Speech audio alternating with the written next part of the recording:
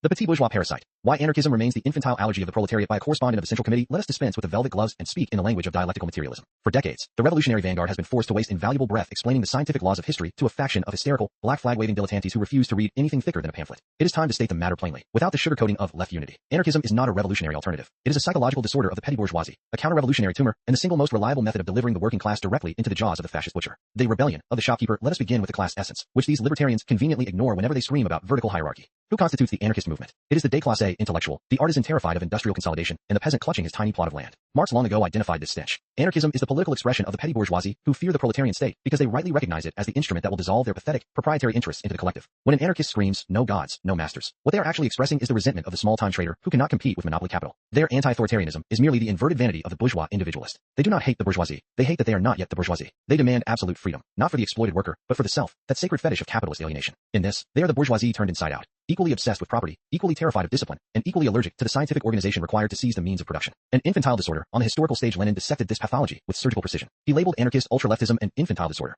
and we must emphasize the word infantile. The anarchist does not analyze history, they throw a tantrum at it. They mistake emotional incontinence for revolutionary fervor. Because they lack the rigorous framework of dialectical materialism, they conflate the state of the capitalist oppressor with the dictatorship of the proletariat. They genuinely cannot perceive the difference between a fascist police baton and the organized armed defense of the workers' councils. To an anarchist, a prison is a prison, and a factory is a factory. Their intellectual poverty prevents them from grasping that the class character of an institution determines its function. Consequently, the anarchist program is not a strategy, it is a suicide pact. Their entire praxis consists of smashing windows, burning cars, and declaring autonomous zones that collapse into squabbling, drug-addled communes within 72 hours. When asked, what comes after the revolution? The anarchist replies with the intellectual depth of a puddle. We will figure it out spontaneously. This is not dialectics. This is the nihilistic rambling of a drunkard who believes that demolishing the factory floor will magically produce bread. The objective counter-revolutionary history has rendered its verdict, and it is damning. Wherever anarchists have grasped a sliver of influence, they have delivered defeat and reaction. Look to the Spanish Civil War. The anarchists of the CNTFAI, despite their bombastic rhetoric, spent more time executing priests and burning churches than they did organizing effective military logistics. When the fascists marched on Madrid, the anarchist heroes refused to submit to centralized military command, resulting in a chaotic rabble that was systematically pulverized by Franco's disciplined artillery. Their libertarian communism was merely the prelude to Stalinist necessity, the tragic proof that without a vanguard party, the proletariat is merely slaughter fodder. Then there is the abominable case of Nestor Makhno in Ukraine. The Makhnovщина was touted as the anarchist paradise. In reality, it was a roving band of anti-Semitic peasant bandits who kidnapped workers, decimated the Jewish population in pogroms, and fought against the Red Army with the same ferocity they reserved for the White Guards. Why? Because for the anarchist, the state is the only enemy, even if that state is the nascent workers' republic. By fighting the Bolsheviks, Makhno objectively allied himself with the forces of international capital, proving that anarchism is merely the left-wing disguise of the counter-revolution. Their third way always leads straight into the arms of the bourgeoisie, because they would rather stab the revolutionary in the back than share power in a disciplined party. Spontaneity versus scientific socialism consider their modus operandi.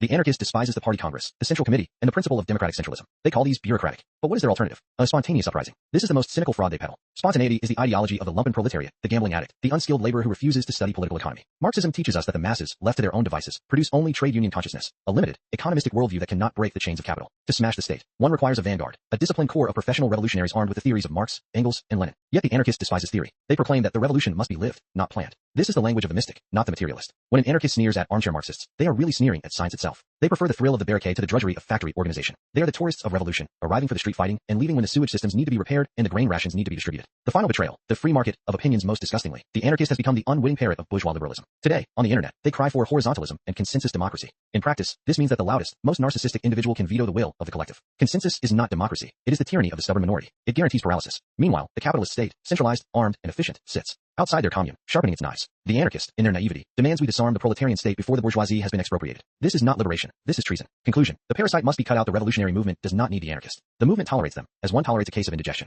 They are the sentimental wrecks of the revolutionary ship, the fellow travelers who abandon the train at the first sign of a difficult mountain pass. Their philosophy is the ideology of the bankrupt, the philosophy of the petty shopkeeper who cannot see the forest for the trees, and the practice of the counter-revolutionary who would rather let the world burn than accept the discipline of the proletarian state. Let them hurl their Molotov cocktails at the police. Let them chant their slogans about freedom. Meanwhile, the Marxist-Leninist will be at the factory floor, at the army barracks, and in the party apparatus, building the centralized, iron-willed instrument that will actually crush the bourgeoisie and usher in the withering away of the state after the enemy is destroyed. The anarchist only withers. The proletarian revolution endures. For the dictatorship of the proletariat against the petty bourgeois chaos.